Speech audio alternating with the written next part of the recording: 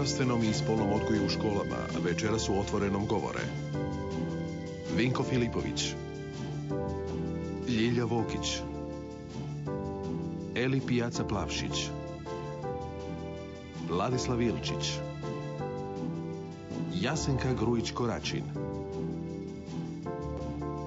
Poštovani gledatelji, dobar vam večer na početku još jednog Otvorenog Hrvatske televizije. Jučer je ministar obrazovanja Željko Jovanović najavio otvaranje široke javne rasprave o uvođenju zdravstvenog, odnosno spolnog odgoja u hrvatskim školama, uz napomenu da bi se s njime moglo početi od 7. razreda osnovne škole, ali da će stvar prepustiti struci.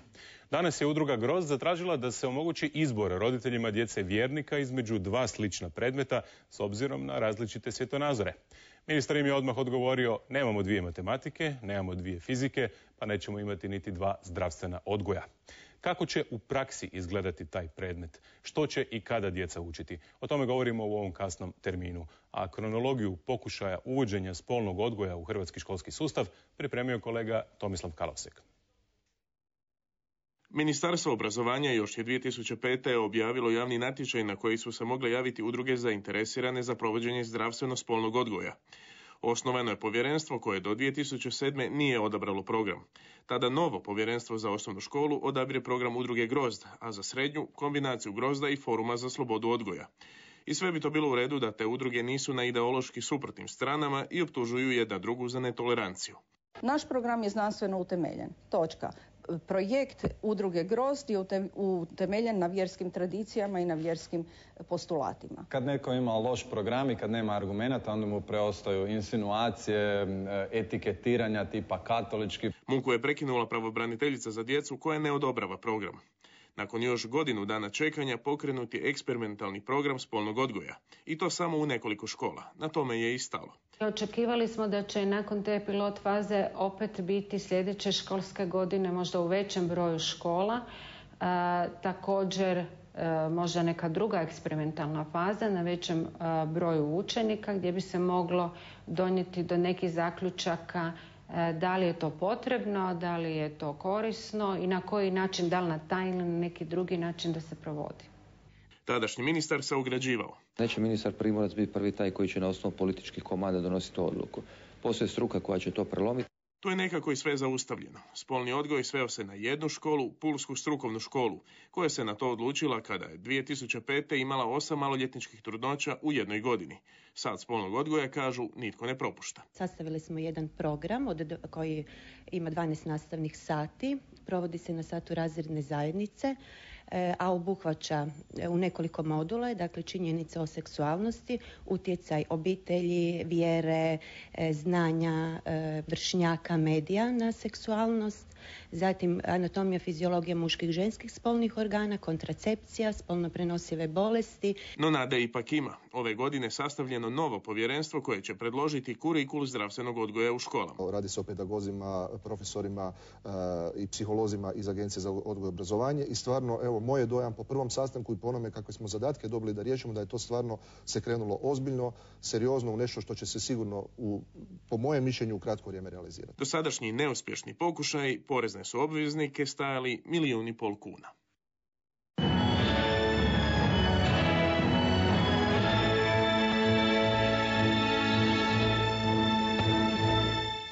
Zanimljiva svotica. Dakle, 1,5 milijuna kuna do sada za pokušaj uvođenja spolnog odgoja u školama. Gospodine Filipoviću, vi ste sad na čelu stručnog povjerenstva koja priprema zdravstveni i spolni odgoj. Kako će izgledati taj novi predmet? Kada će biti uveden? U kojim razredima? Što ste to spremili? Pa ja kao ravnatelj agencije samo sam imenovao povjerenstvo, ali nisam u stručnom povjerenstvu. U stručnom povjerenstvu su stručnjaci, dakle ja kao geograf se nisam osjećao kompetentnim da o tome sudim, ali zato u tom stručnom povjerenstvu je 8 savjetnika agencije, od psihologa, pedagoga, socijalnih pedagoga, učitelja razredne nastave, učitelja nastavnika tjelesne i zdravstvene kulture i 3 vanjska člana, gospodin Štulhofer, gospodin Lepušić i gospođa Marina Kuzman. Dakle, kompetentni i po meni vrlo relevantni ljudi koji će moći zasigurno prosuditi i u kojoj mjeri je zastupljenost sadržaja zdravstvenog odgoja. Ja rađe rabim termin zdravstveni odgoj, jer naprosto svođenje samo na spolni odgoj na neki način vrlo često to vulgarizira i vodi u određene sfere koje možda i nisu poželjnije, niti su korisne za rješavanje tog problema. Što će onda taj predmet obuhvaćati? Dakle, ako je to i zdravstveni i spolni odgoj, govorilo se nekad o građanskom odgoju koji je ukinut. U ovom trenutku je pomalo, bi s moje strane bilo pretencijozno tvrditi što će taj predmet obuhvaćati. Vi ste šef agencije nadležni. Što ovo povjerenstvo će u vrlo skoro vrijeme, konkretno do sredine ožujka, utvrditi sadržaj u postojećim programima. Naime, činjenice, mi govorimo da nema zdravstvenog odgoja, što nije točno. Možda ga nema u dovoljnoj mjeri iz razloga što teme iz zdravstvenog odgoja postoje i u nastavi prirode i društva, biologije, psihologije, zatim u tjelesne zdravstvene kulture. Sad je pitanje, ovo povjerenstvo će prvo utvrditi u kojoj mjeri ti sadržaji postoji.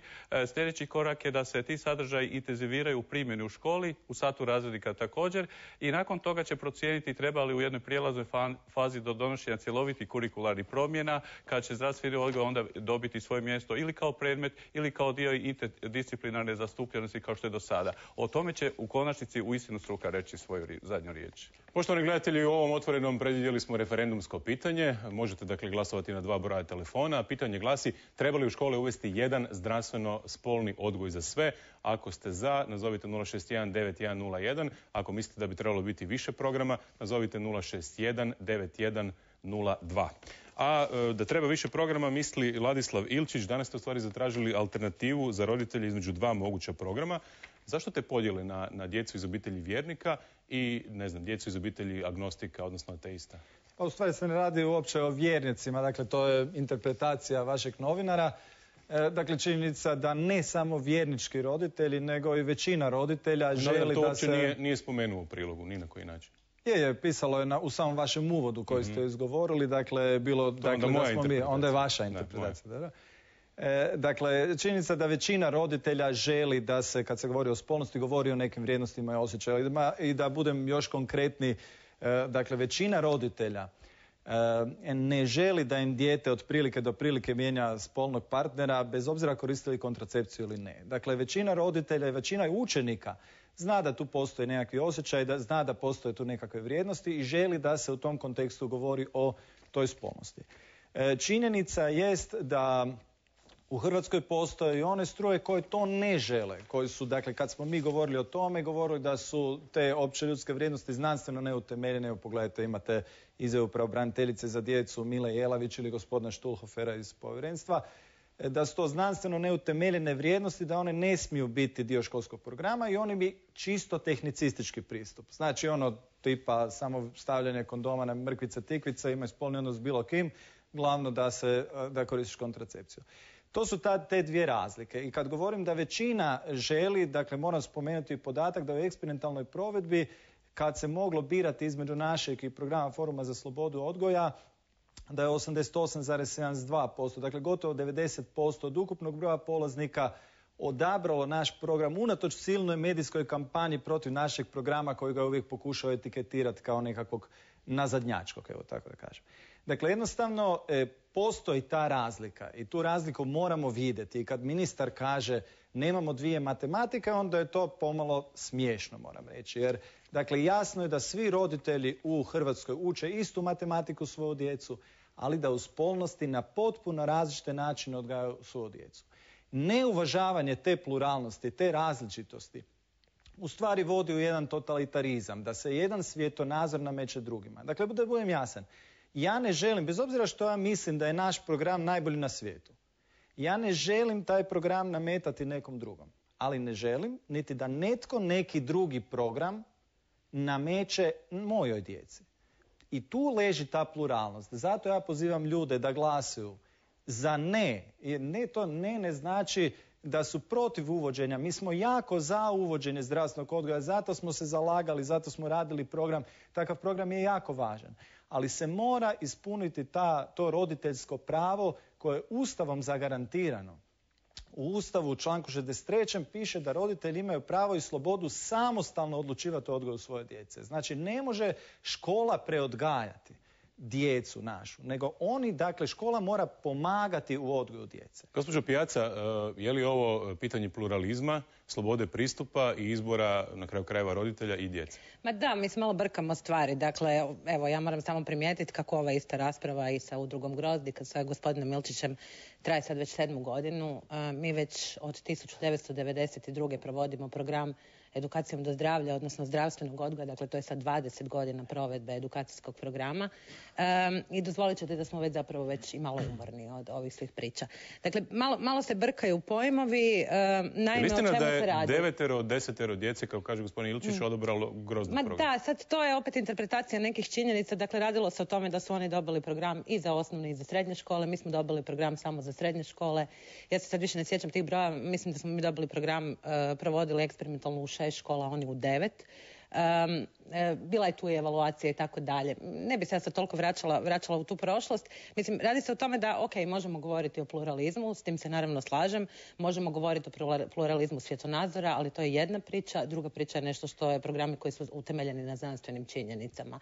I to je ono što mi u principu kroz sve ove godine radimo i za što se zalažemo i za što ja sam prilično uvjerena da i ministarstvo i agencija, kada su odabirali ljude za povjerenstvo, su se upravo rukovodili time. Dakle, ajmo maknuti se od ove priče ideološke i to je vjerovatno i dio razloga što nisu udruge pozvali, barem u ovoj prvoj fazi, da budu kreatori tih programa. Neko ko ovdje stoji iza svog programa potpuno, meni je to sasvim ok. Nemam nikakav problem s tim što nismo pozvani u to povjerenstvo.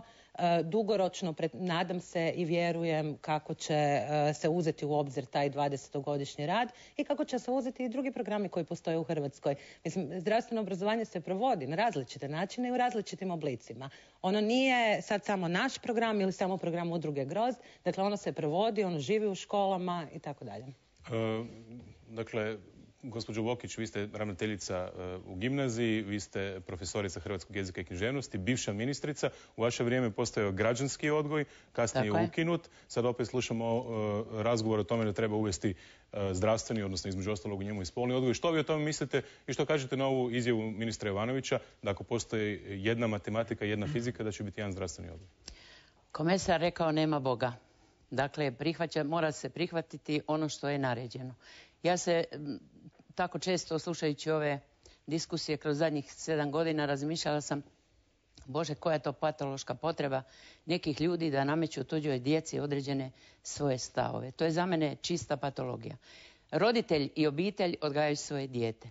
Ali sam zagovornik, ovo što je rekao gospodin Iličić, što je na kraju rekla i gospođa, da postoji pluralizam u odgoju i on se mora njegovati. Mora se dopustiti sloboda odgoja. Ako je neko već u forumu za slobodu odgoja, onda je sloboda odgoja i onoga ko želi ovako i onoga ko želi ovako.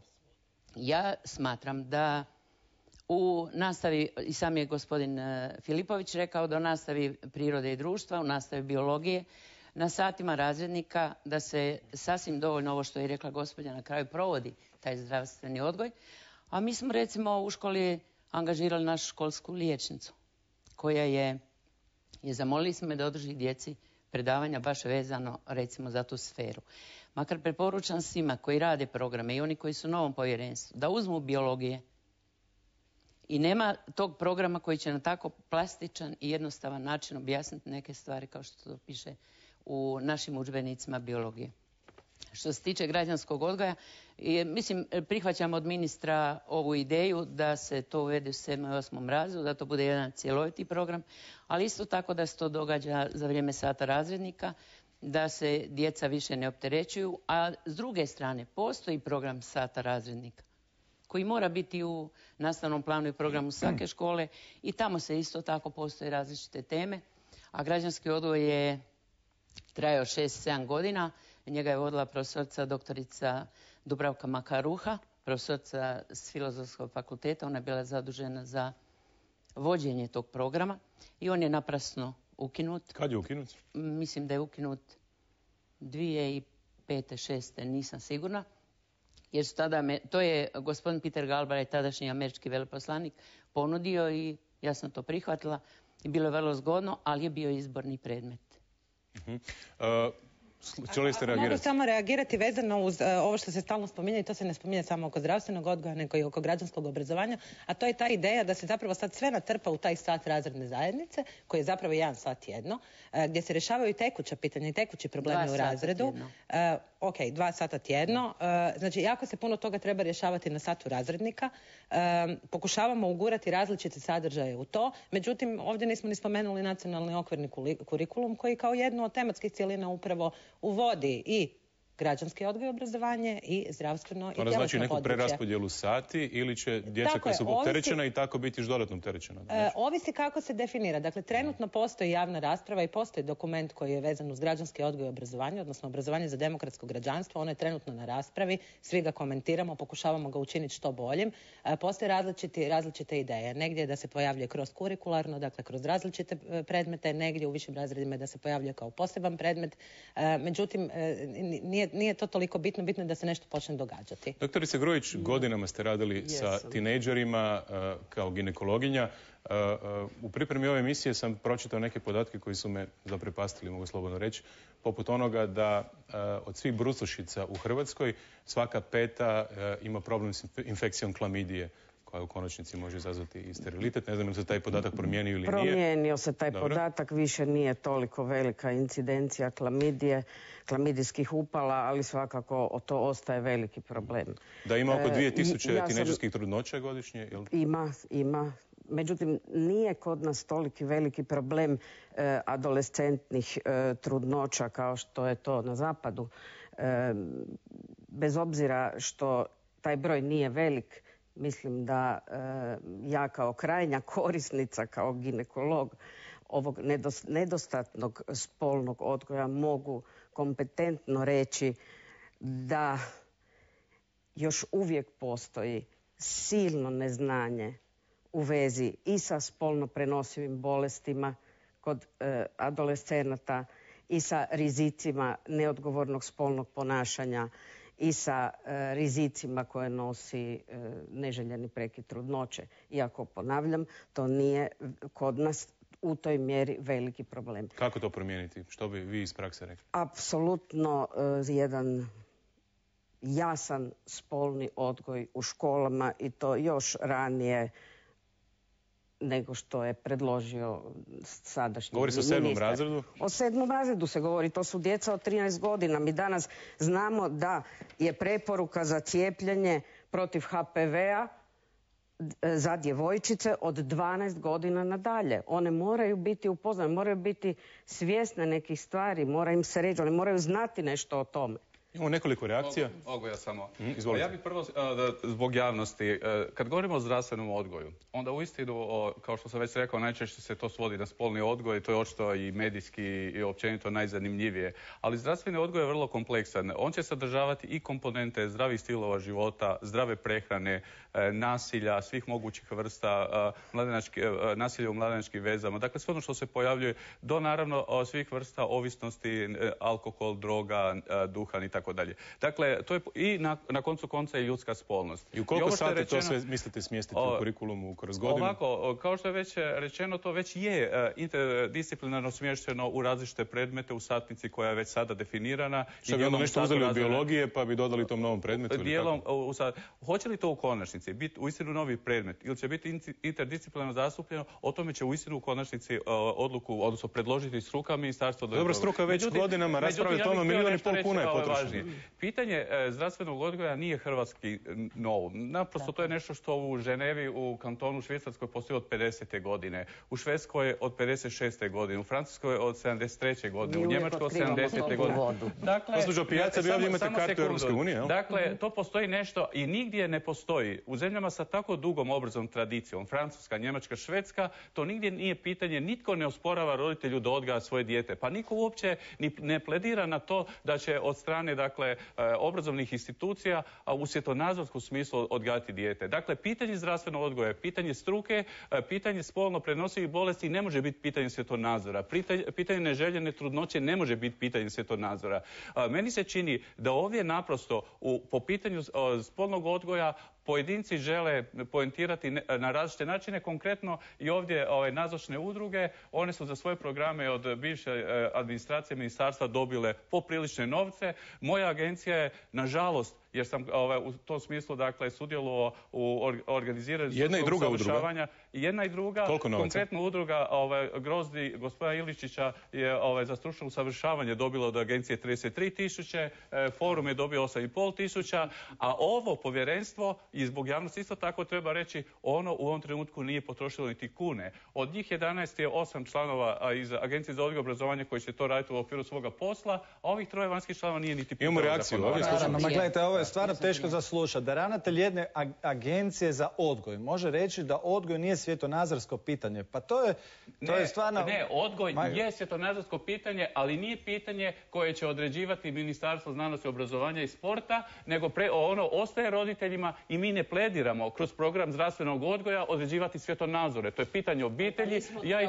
Ja i dalje mislim da obitelj ima temeljnu vrijednost i temeljnu zadaću da odgaja svoju djecu, a da obrazovni sustav nudi standarde koje treba ponuditi, jer ne možemo imati svjetonazorski ovakav i onakav zdravstveni odgoj i spolni odgoj, ne može imati ni biologiju njihovu i našu, niti geografiju njihovu i našu, pa u konačnici ne možemo imati ni povijest njihovu i našu, nego postoje određeni standardi koje obrazovni sustav nudi i o tome ne može odlučivati narod, ne može odlučivati. Gospodin Ilinčić se poziva na većinu roditelja, ne znam temeljem kojih istraživanja. Samo da repliciramo.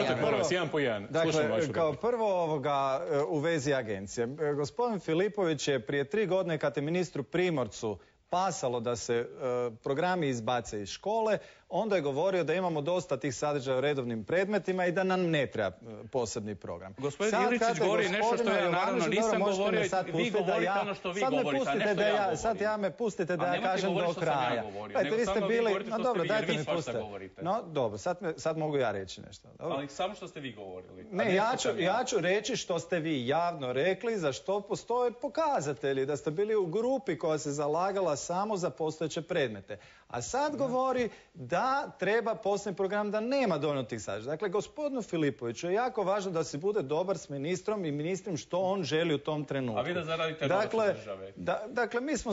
Dobro, možete me pustiti da govorim. Dakle, mi smo dobili novaca duplo manje nego je 150.000 kuna za otkup programa i to je duplo manje nego izrada tog programa košta. I to uopće nije sporno pitanje. Sporno pitanje je to što vi zajedno sa ministarstvom već 5 godina osnivate ovo povjerenstvo, pa ono povjerenstvo. Dakle, danas u doba ove štednje, kad se proračun smanjuje, kad su nastavnicima za nastavna pomagala i sredstva 165 milijuna kuna je manji državni proračun. Smanjuje im se regres, manje novaca za božićnice, dakle za svim nastavnike. I sad u tom trenutku vi idete raditi posao iz početka. Vi sad ponovno, ma što besplatno? Pa čekajte, i onda još jednu stvar da kažem. Stručnjak za preventivne programe zdravstvene agencije za odgoj i obrazovanje, Darko Tot, se javio na prošli natječaj ministarstva sa grupom autora i njegov program je bio jedan od najlošije ocijenjenih. Dakle, agencija, impliciranje stručnosti agencije netočno. Dakle, oni jednostavno nemaju dovoljno stručnosti da naprave kvalitetan program. Dozvolite da kažem, oprostite da dovršim. Samo da kažem, dakle, da je normalno da agencija, i to je uopće ne zamjeram agencije, normalno je, to radi agencija, to radi ministarstvo, to je u krajnjoj liniji napravila naša udruga. Angažirala je stručnjake sa različitih institucija koji su onda napravili program. Pitanje je samo, hoćete li angažirati Štulhofera, koji je isto nudio svoj program 2005. godine, u kojoj otvoreno propagira homoseksualnost, rodnu ideologiju. Dakle, to su stvari koje mi jednostavno nećemo dozvoliti. Staćemo ovdje, zaustaviti raspravu.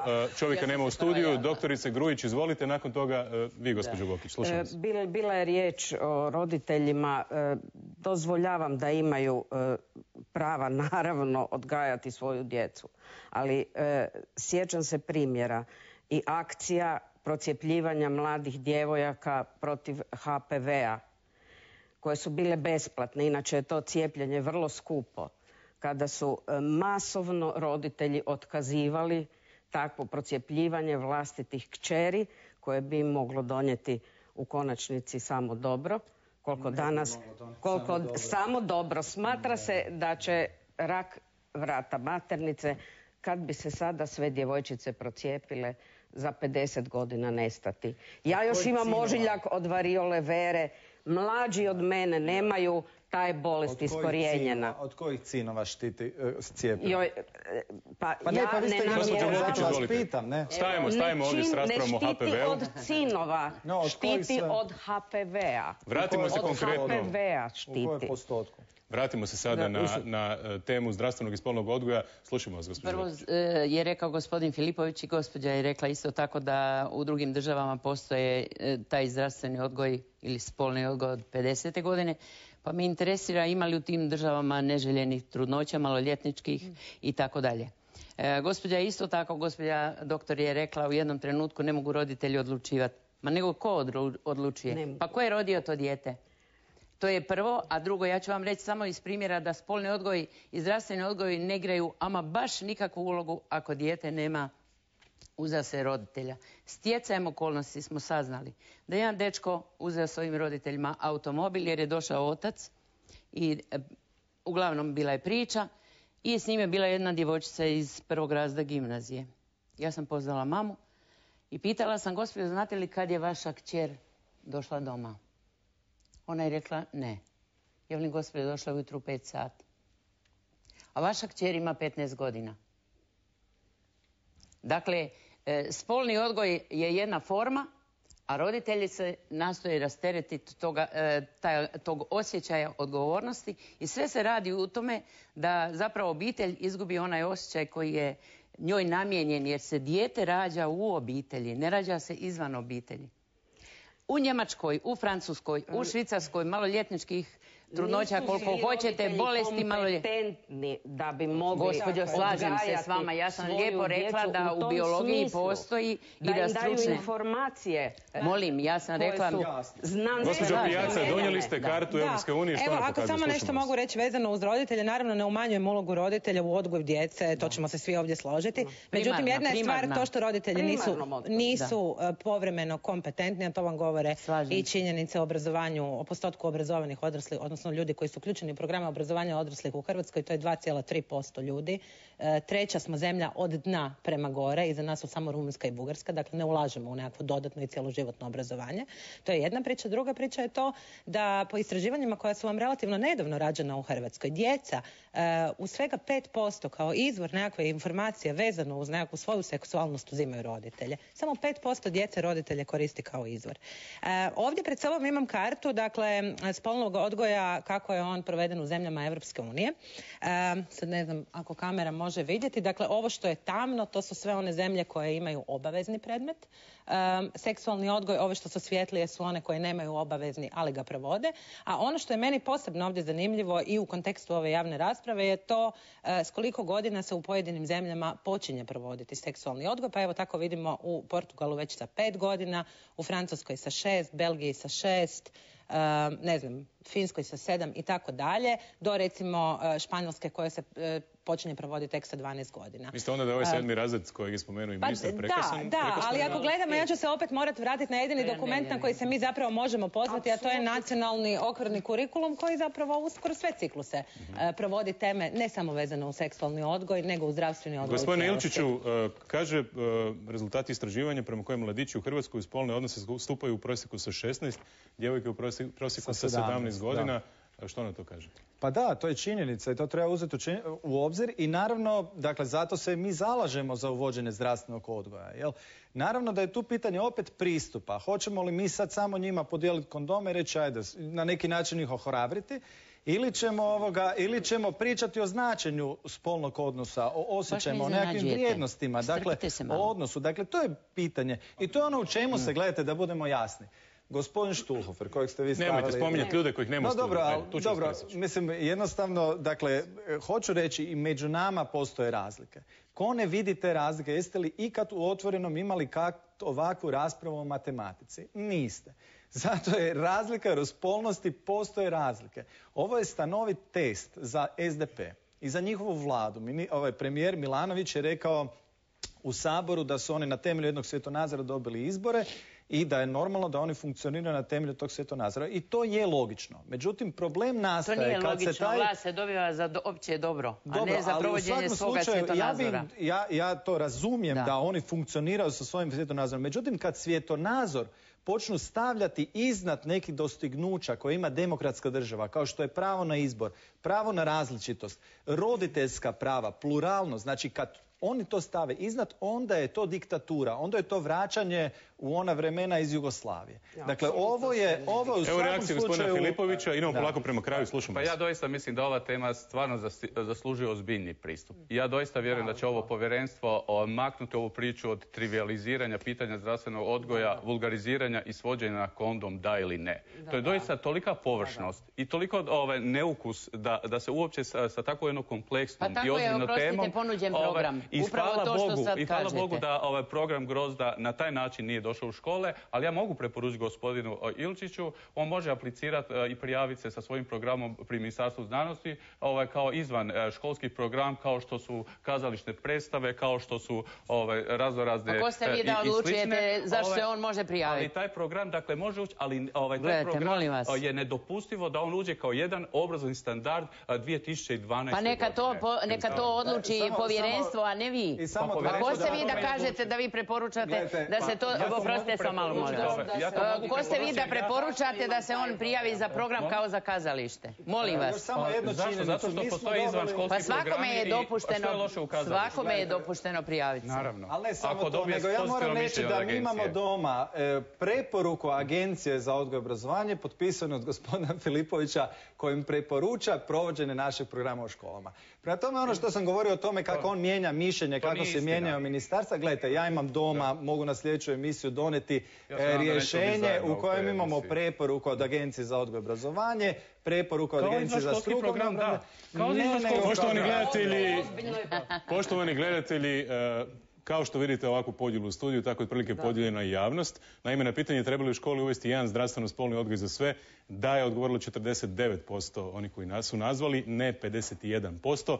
Dakle, u ovih nepunih pola sata oko 1400 poziva, s tim da se s jednog telefonskog broja može ostvariti samo jedan poziv. Dakle, ne zanima nas vaš novac, nego vaše mišljenje, odnosno vaš stav po ovom pitanju. Htjeli ste reagirati? Izvolite, gospođo Pijac.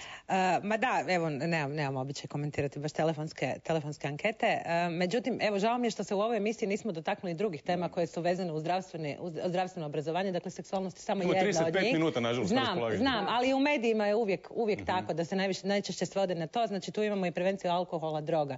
Imamo prevenciju, recimo, klađenja i kockanja, koje je iznimno veliki problem trenutno među mladim ljudima u Hrvatskoj, a s njim se zapravo gotovo niko ne bavi. Dakle, to su isto teme o kojima se o zdravstvenom obrazovanju, pa radimo već dugi niz godina. A zanimljivo, ja sam ravnateljica dugo nisam nikad uočila te druge teme. Evo, ja vam mogu reći da imamo i čak i zbirku nastavnih priprema koja je objavljena na našoj web stranici koja se može preuzeti. Koji smo glavili neki oblik suradnje, 7. gimnazija i forum. Naša škola funkcionira bez svega. Jako dobro. To je zanimljivo. Ja samo apeliram za kraj. Mi očito svi želimo jedan program koji će biti kvalitetan i dobar. Možda osim gospodina Filipovića, ali dobro, nije sad važno. Dakle, želimo jedan poseban program za djecu, da imaju kvalitetan program, da mogu saznati znanstvene informacije i da imaju, da to bude u sklopu jednih vrijednosti u kojem će ih se odgajati, jer samo takvi programi donose rezultate. I na uljuđenoj razini. Samo apeliram, eto, imali smo jednu užasno neugodnu javnu raspravu unatrag 5 godina o toj temi. Meni je bilo već muka od toga, moram priznati. Jel? Ali apeliram, rezultat će se dogoditi jedino ako će se uvažiti pluralnost. Ako će se htjeti ići glavom kroz zid nametanja jednog programa, kažem, niti ja, mi nećemo nametati svoj program drugima, ali nemojte ni vi nametati svoj program nama. Na samom smo kraju završna misao, doktorice Grujić. Mislim da je ovo suviše ozbiljna stvar da se o njoj raspravlja na ovakav način. Državne institucije su odgovorne za fertilni potencijal kog čine mladi ljudi i na znanstvenim, isključivo na znanstvenim temeljima moraju dati dobru informaciju svoj djeci od kad se rode dok ne krenu u život. Svakako primjerenu dobi djeteta, kakvu informaciju Koja je optimalna dob po može. vama? Nema optimalne dobi. Lina Medina je imala 5 godina kad je rodila u Peruu davno dijete. Prema tome, nema optimalne dobi. Odgaja se dijete od rođenja, od vrtića, od osnovne škole dalje. Ali slažem. Dakle, vi ste za onaj portugalski model. U skladu sa, naravno, sa psihofizičkim nećete 5-godišnjaku tumačiti kako se koristi kontracepcijska pilula. I tu moramo stati. Hvala vam lijepa. Samo smo zagrebali po površini. Nadam se da će biti vremena u budućnosti za slične rasprave. Meni se inače sviđa kada je ovako vatreno u studiju. Vidjet ćemo kako će na to reagirati naši gledatelji. Hvala vam lijepa na odazivu večerašnje Otvoreno. Hvala i vama na pozornosti, poštovani gledatelji. Inače, naše emisije možete naravno naći i na našim internetskim stranicama www.hrt.hr. U gornjem desnom uglu televizija na zahtjev, pa ih možete pogledati i s odgodom. Za koji trenutak kreće treći dnevnik. Ostanite uz njega. Analiziramo između ostaloga hoće li Hrvatska uskoro dobiti registar pedofila. Hvala na pozornosti. Vidimo se sutra. Laka noć.